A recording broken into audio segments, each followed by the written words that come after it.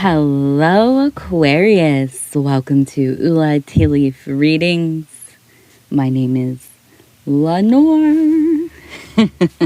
My name is Lenor, and today I'm going to be reading your tea leaves. So welcome. Welcome. It's so lovely to have you here. I'm so excited. We have, to begin with, the Three of Cups energy, which is all about abundance. You can see these beautiful cards. They are cards.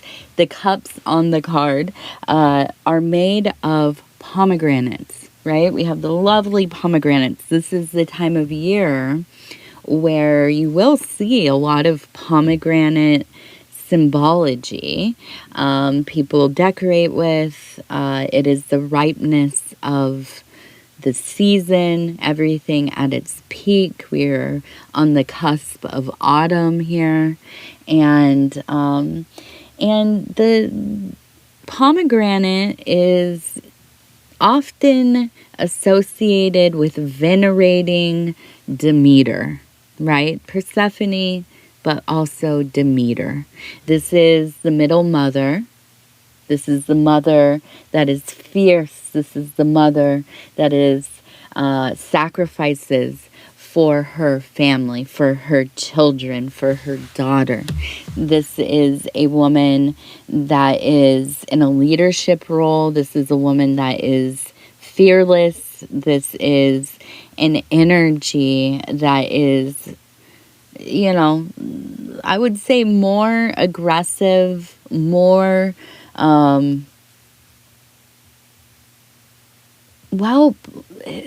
just profoundly protective. Okay, this mother energy. Now you get a warrior. Their life is devoted to war, to protecting their people, and so on and so forth. A mother, very similar. Almost more passionate, though.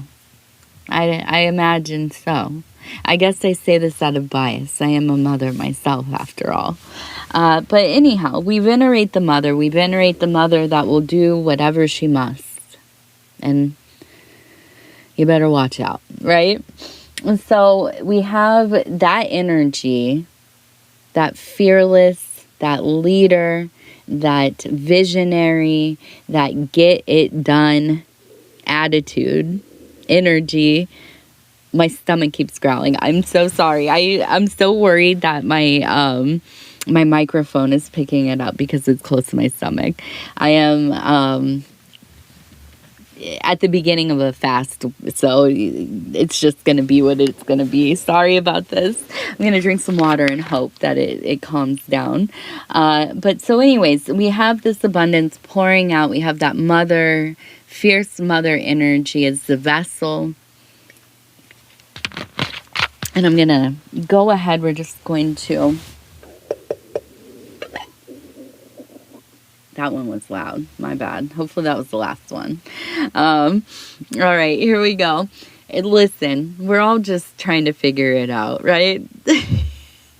I'm sure every time somebody comes here and it's just like a circus, I'm always like, I'm going to get it together. I promise. No, I'm not. I'm not getting it together. It's always going to be like this. I am just who I am. And it is not always, it's not always pretty, and it doesn't always make sense. But that's okay.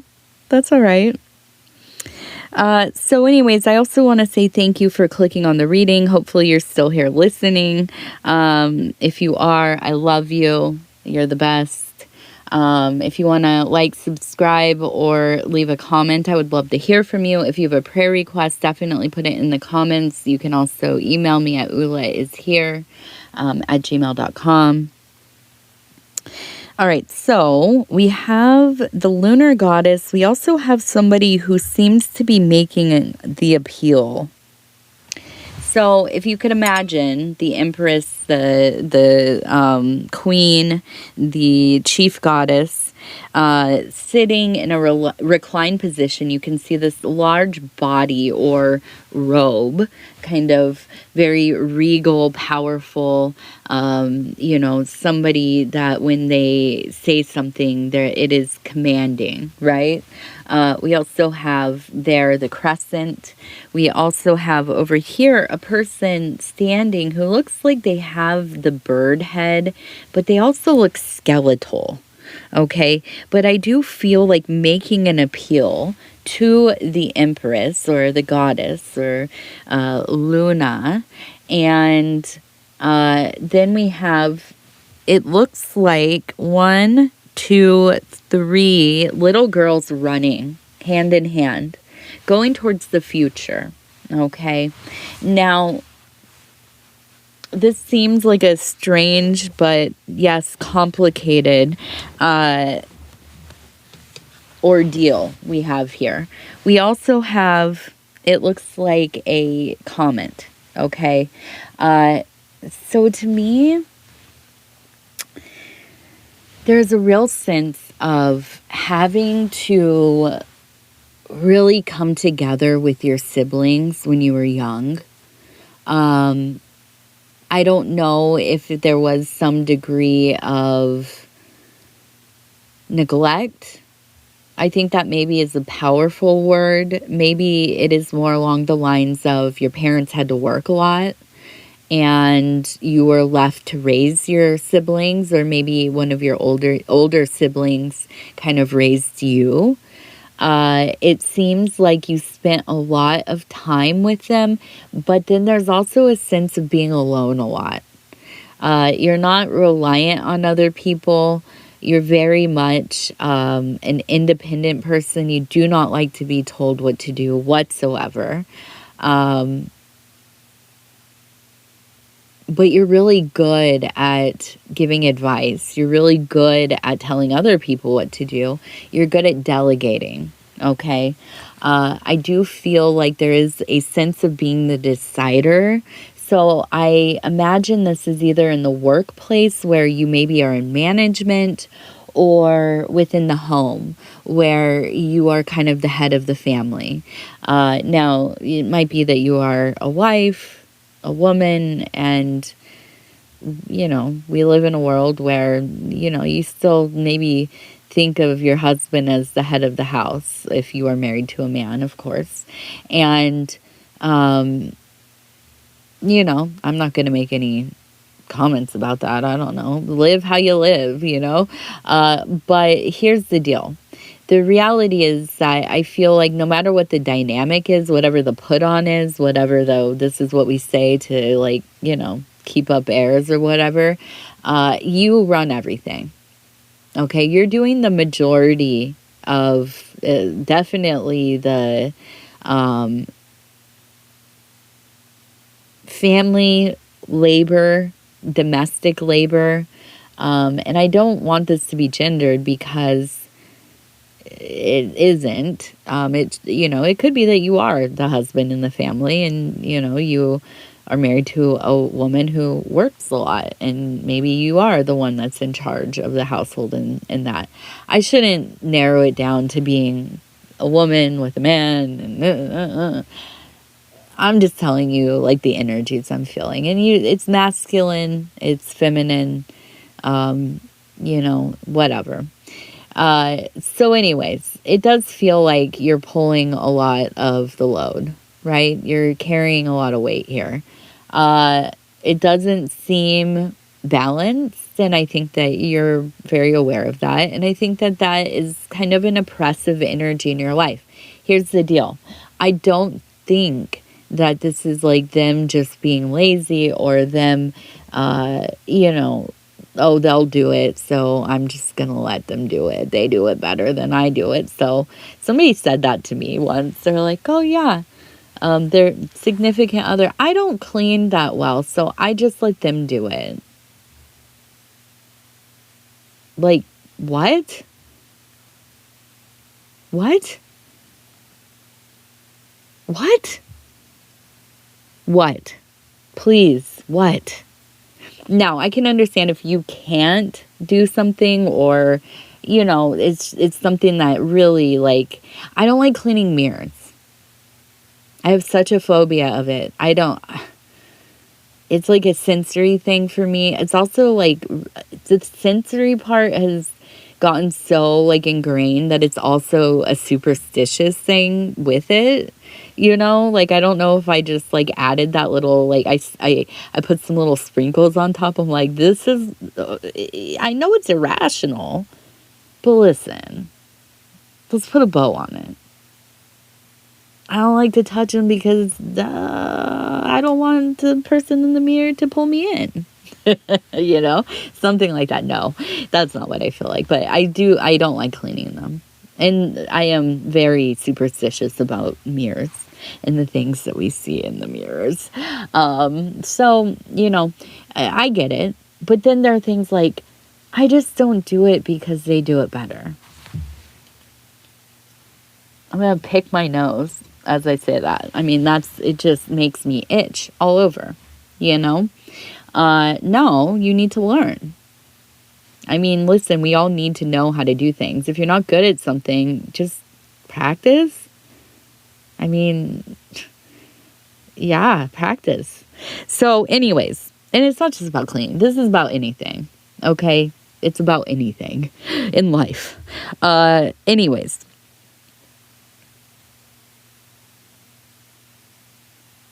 I feel like you're the one that's like pulling this, like, a lot of the load. It feels like a lot. It feels like it is becoming almost a resentment for you. But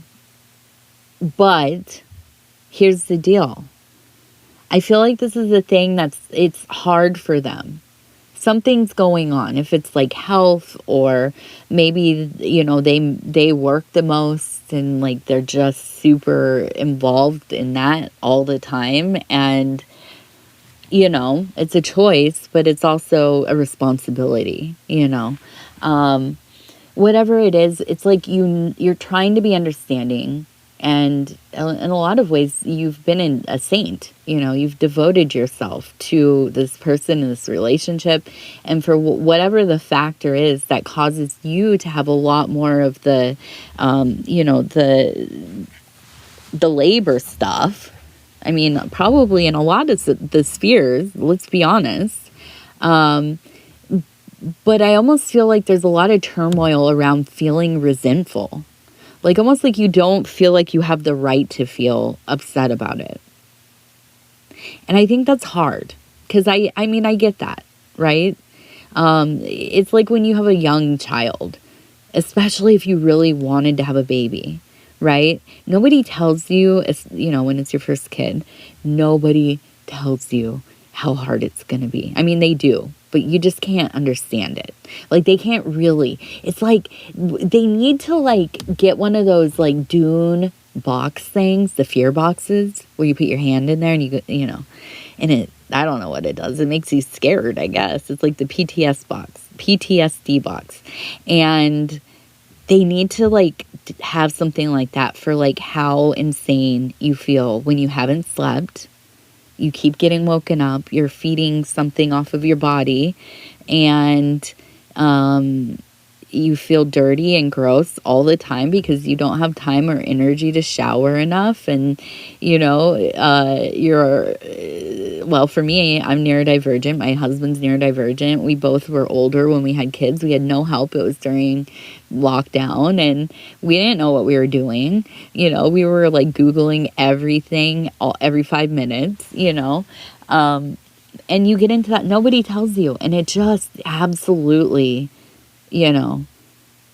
But here's the weird thing is, like, you want to do all of it, but you also at the same time know that, like, this is the worst.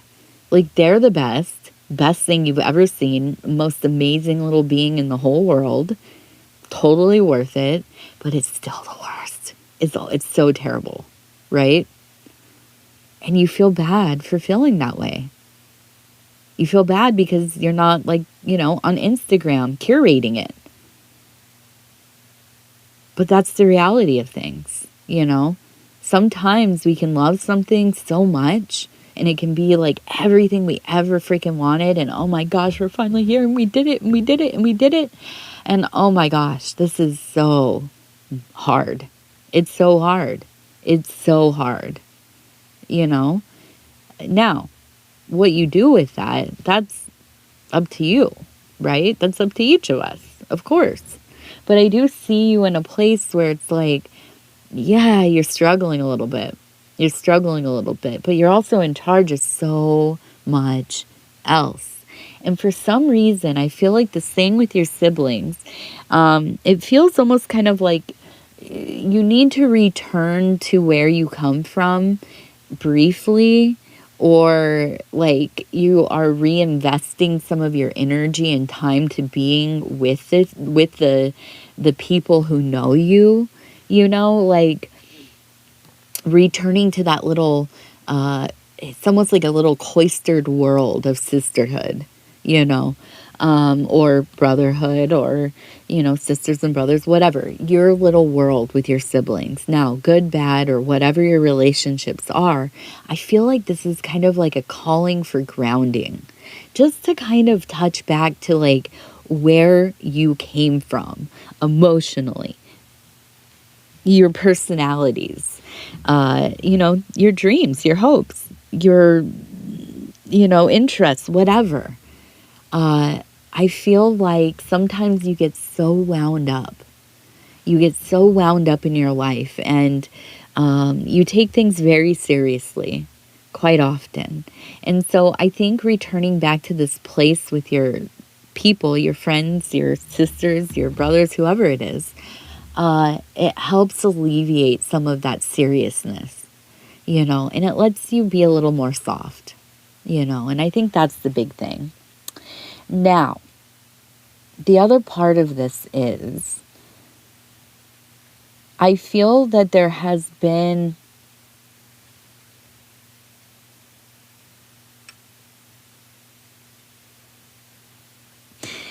a bit of turmoil.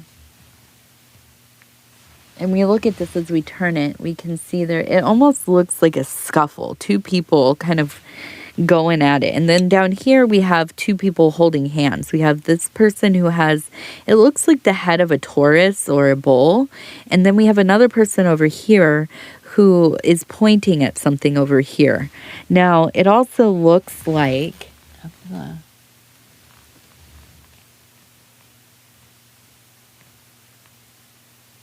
it looks like the name Corey, possibly. Wait, where are we? Pointing down here. Cory. And the Y's kind of sideways, and there's the tail. So it looks like maybe the name Corey or Carrie or something like this. Now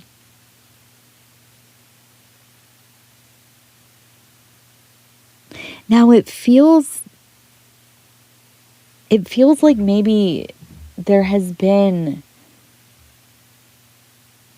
I almost feel like it's like how do I say this? So often the people that you feel drawn to,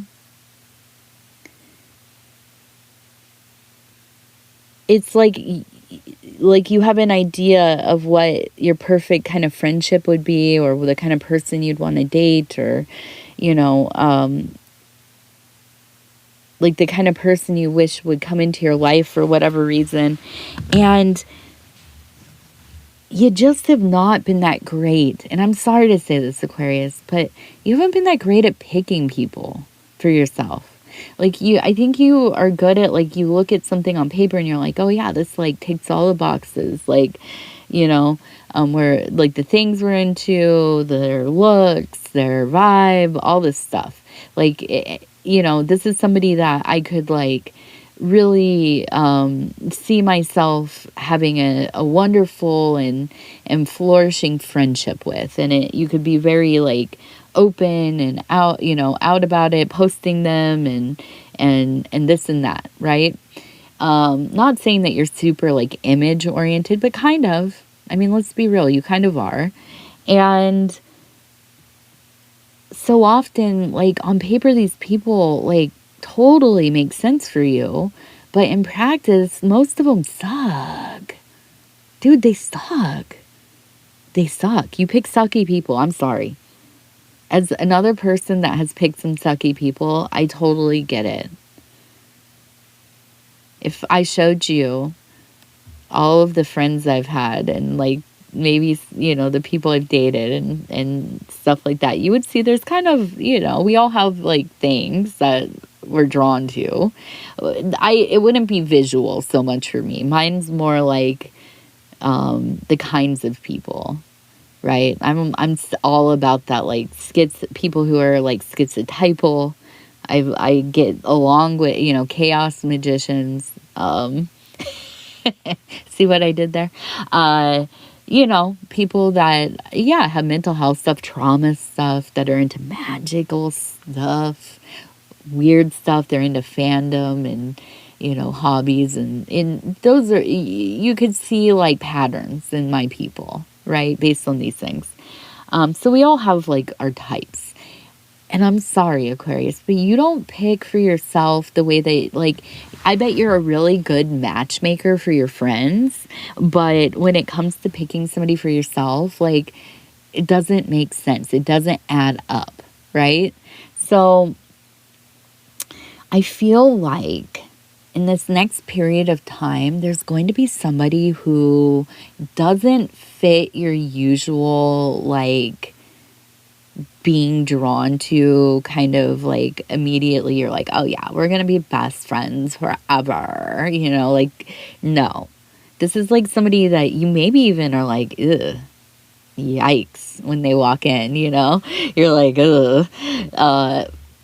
But then you get to know them over some time, and I'm not saying it's gonna happen quick, but I do feel like this is a person that's not into your like subculture, maybe not even to your like culture. You don't share a lot of interests that are the same. They're very different from you, but oh my gosh, are you guys going to be gang? Like, you are going to be the best supporters of one another. This is going to be a friendship, a love. Maybe it is romantic, I don't know. But they're going to be in your life until like the last day.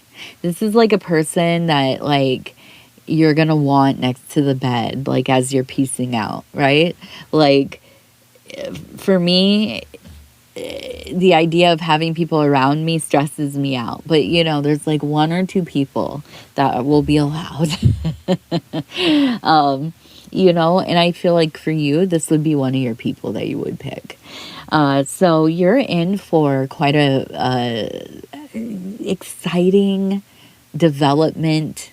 I feel like at times it's going to be trying for you. And I think it's also going to challenge some of your maybe biases about people. And I think this is a good thing. We need people in our lives that are very different from us. We need people that'll tell us, like, you know, you exist in one realm and you end up in like a kind of a vacuum. And the way that you behave and the things you talk about, and I'm talking about myself here, you know, maybe looks like fully different to somebody who has no understanding of like your subcultures or your interests or whatever. They're just seeing you and experiencing you, and they have a completely different perception and take on you. And we need those people in our lives because they help us see ourselves more deeply and more varied, which is not a bad thing. It's okay to be so many different things. It's okay to, for one person, you're like king of the nerds, and the other people, they look at you and they think, oh, wow, that's like a, you know, that's a weird person. I don't know what we would ever talk about. That's a weirdo, you know? And that's okay. That's cool. It's good. It's good to be different for different people. You exist infinitely. You are so many things. So I do feel like the BS is clearing. There is room in your life for this deep connection. It's just going to take some work to get there. Okay. Now, I'm not saying ignore your judgment. You know, you might feel like, oh, this person is not safe or something like that. Always, always, always follow those feelings, you know. But I'm saying, like, if it's just like, you know, I don't know. Here's like a very juvenile example. Like, I was, you know, a little weird girl growing up. Kind of, you know, I guess back then we called everybody rockers or preppies. That's, you know, I grew up in California, so that's what we used to say. And it was divided in that way. And in my mind, somehow it maybe still is. I don't know. But, you know, being an adult, an oldie now, the idea of not being friends with somebody because they dressed differently, they had a different upbringing, all this kind of stuff seems silly, you know, but we still have these biases, and sometimes we got to push through. You know, I feel uncomfortable when I'm in a room full of people with like that ash blonde hair color, not because I'm a hater, not because I think, you know, like, oh, these people are, you know, less than me in some way because they have a different aesthetic. I'm just uncomfortable because, dude, they put a lot of work into themselves. Like, good for you. Like, I love that you found something you like and, like, you have people around you that like the same thing. Like, cool. Like, I kind of maybe am a little, you know, jealous. Not really jealous, but that's cool. It makes me uncomfortable because I don't know. I don't know if I'm going to relate to them or whatever, but I have full respect. You know, I see you. I see you. I see how hard you're working on yourself and your business and your thing, you know, how you present yourself and all that. You know, shout out, shout out. But sometimes we just have to be brave. We got to, you know, look past like the obvious differences and realize like, yo, this person might be like the coolest person I've ever met, bro. Like for real, you know? And that happens. It do. All right, let's see.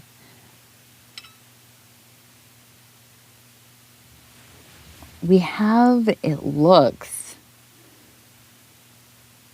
like a smoking pipe to me. We also have a fish. We have 2 fish. We have 3 fish. I smoke fish. That's what it looks like. I smoke fish. Do you smoke fish? I love smoked fish. Oh my gosh. Smoked salmon. Woo, girl. But I do feel like it's like a masculine energy. It is somebody coming through from the other side. It's gotta be. This is a person that is not in their corporeal body anymore. But I feel like it's not that they were into fishing, but it's money. This is a person that made good money while they were alive. Now, I don't know if you were mentored by them, if this is like your dad, your grandfather, or a teacher maybe. But it feels like they're coming in. They're often with you, not all the time. This isn't like your main guardian person, but I do feel like it's like they're constantly showing up with like an onslaught of information that really could help you within your money making sphere, right? Within your career, within, you know, investing. And that's the big thing. I think a lot of this is investing type energy. So I'm going to, we're going to use the oracle cards. I'm just going to kind of see like what is it that they want to kind of tell you? What are they trying to like communicate to you? And how is this going to affect like the next week or so of your life? Okay, we're going to go with that one. Okay, and I just stop where it feels right. So we have originality, endurance, protection, flirtation, principle, okay, and achievement. Okay, so I feel like whatever it is that you do, if this is a career, if it's a hobby, if it's a side hustle, if you have your own business, whatever it is you do, you are a creative. You are somebody who, might be an engineer, you might build things, you might do like woodwork, you might, sell stuff on Etsy, you might be crafty, you might, I don't even know, like maybe you clean houses or whatever it is. You get very creative within your work. You have a lot of good ideas and you're really good at like experimenting, but not in a way that is super detrimental to the work you're doing. Like you don't go off on tangents and like, spend half the money you have on, chasing a wild idea. You might spend like a quarter of your money, not all of it, but you are innovative, of course, and you will take risks, but you're also very calculated and you're also very creative. You have a lot of endurance. You work hard. You don't stop until you need to either sleep or the thing is done. Okay. There is a sense of calling for protection. Whatever you've built, it feels like it is at risk, okay? There is a flirtation. So this is somebody trying to kind of weasel their way in. We also have principle. A person that is lacking any kind of really like morality or ethics in how they maybe court people, or they're openly manipulative. It's almost like it seems like a person that flaunts it as well. So like maybe a person that's like, in one breath saying, I love you so much. And then the other saying, I'm here to get this money type of deal, right? They are after your achievements. Okay, absolutely. Now, I want to see, we have a good profile of what's going on there. And you're being warned. You're being warned about this person. So keep that in mind.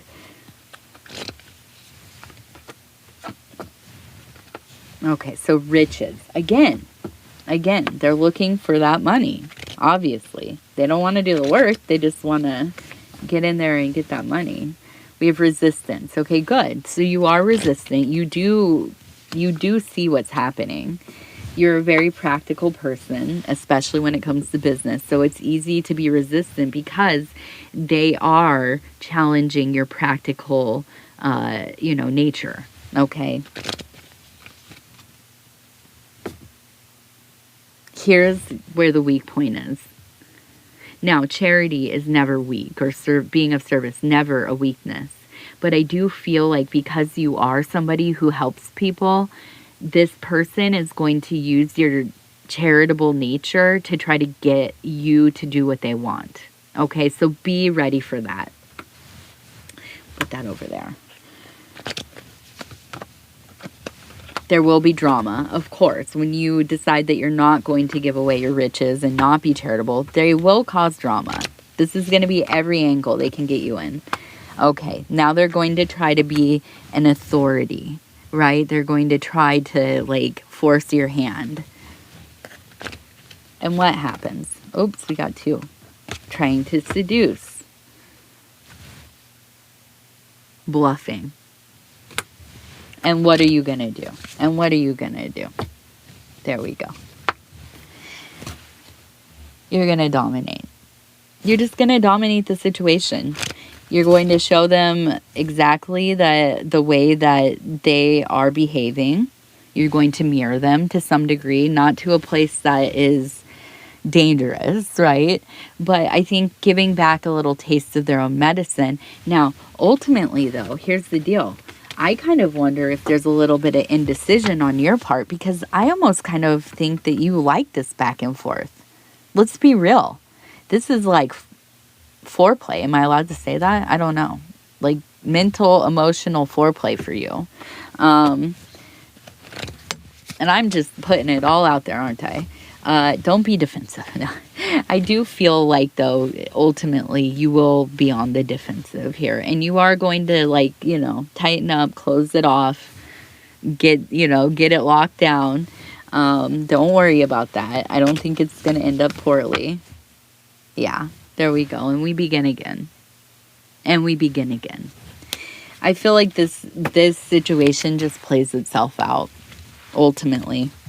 I feel that, you know, these little kinds of battles that pop up in your life where a lot of us, like, avoid it, we run from it, we limit our interactions with people so we don't have to deal with this kind of stuff. You know, some people, you get like a little bit of lifeblood from quarreling.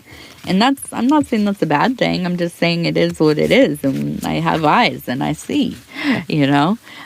So I do feel ultimately, yes, you have this little kind of indulgence of back and forth and have a little drama in your life. And ultimately, I think it leads to you dispelling this person and beginning again. There is a rebirth there. All right, my throat is getting bad, you guys.